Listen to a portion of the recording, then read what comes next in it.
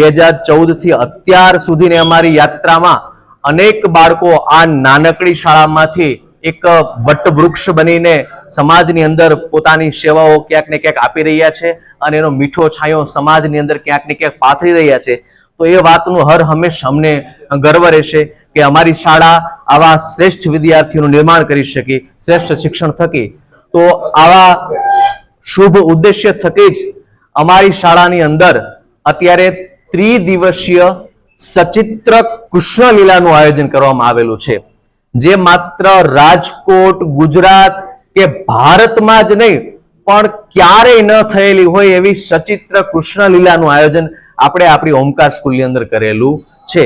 તો આ આયોજનની અંદર બાળ પ્રભુ કૃષ્ણના જીવનના 19 પ્રસંગોને આપણે આવરી લીધા છે કે જે પ્રસંગો એટલા નયનરમ્ય છે, એટલા અદ્ભુત, અપ્રિતમ છે કે દરેક બાળક અહીંયા આવે, એ દ્રશ્યોને જોવે, એ ભગવાનની ઝાંખી કરે તો એમાંથી એ બાળક કંઈક ને કંઈક પ્રેરણા લેશે. તો દરેક શિક્ષક, દરેક ગુરુ અને દરેક માતા પિતાને મારી વિનંતી છે કે આપણે સૌ આપણી ફરજને નિભાવીએ. આપણે સૌ એવી જગ્યાએ બાળકને લઈ જઈએ કે જ્યાંથી બાળકને સંસ્કાર મળવાના છે, કંઈક સારું સારું શીખવા મળે છે, કંઈક નવીનતમ શીખવા મળે છે.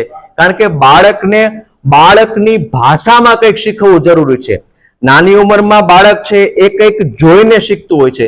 તો એવા કન્સેપ્ટ થકી ક્યારેય ન થયેલું એવી સચિત્ર કૃષ્ણ લીલાનું ત્રિદિવસીય પ્રદર્શનનું આયોજન આપણે આપણી શાળામાં કરેલું છે કે અહીંયા બાળક આવશે, ભગવાનના લીલા ચરિત્રોને ચિત્ર સ્વરૂપમાં જોશે, ચિત્ર સ્વરૂપમાં દર્શન કરશે, ભગવાનની ઝાંખી કરશે અને એ નાના નાના જે પ્રસંગો છે એમાંથી બાળક કંઈક ને કંઈક શીખવાનો પ્રયત્ન કરશે. તો અહીંયા બાળક શું શીખશે આવીને? તો કે આપણે ભલે ધુરંધર જોવા માટે લાંબી લાઈન લગાવી હોય તો મારી દરેક વાલીશ્રીને વિનંતી છે કે અહીંયા ધુરંધર માટે લાઈન લગાવી હતી, એમાં ચક્રધારી ચક્રધરને જોવા માટે આપણે આવીએ, સુદર્શન ભગવાનને જોવા માટે આવીએ અને ગોવર્ધનધારી ગિરધર ભગવાનના દર્શન કરવા માટે આપણે આપણા બાળકને લઈને આવીએ. માતા યશોદાના જે હુંફાળ પ્રેમ ભગવાનને મળ્યો તો એ પ્રેમ ભાવના પાઠ અહીંયા શીખવા મળશે. અહીં કૃષ્ણ સુદામાની દોસ્તીના પાઠ શીખવા મળશે. ભલે ને દુષ્ટ પૂતનાએ મારવાના ભાવથી ભગવાનને, અણવાના ભાવથી ભગવાનને વિષપાન કરાવ્યું હતું, પણ ભગવાન એટલા દયાળુ છે, એટલા કરુણા નિધાન છે કે ભગવાને એ વિષપાન કરાવનારી પૂતનાનો મોક્ષ કર્યો. તો આવા ભગવાન દયાળુ છે, એ કરુણા ભાવના, એ ક્ષમા ભાવના, એ દયા ભાવનાના ગુણ બાળક અહીંયા આવીને શીખશે. કંસ, કાલિયા નાગ જેવા મહાઅસુરનો ભગવાને વધ કર્યો હતો, તો એ જ શૂરવીરપણું, એ જ નિડરતાના પાઠ બાળકને અહીંયા શીખવા મળશે. બ્રહ્માંડના સર્જનહારે જે માતાને પોતાના મુખમાંથી બ્રહ્માંડના દર્શન કરાવ્યા હતા, એ બ્રહ્માંડ દર્શનના પાઠ, એ સૃષ્ટિના સર્જનહારના દર્શન અહીંયા બાળકને થશે.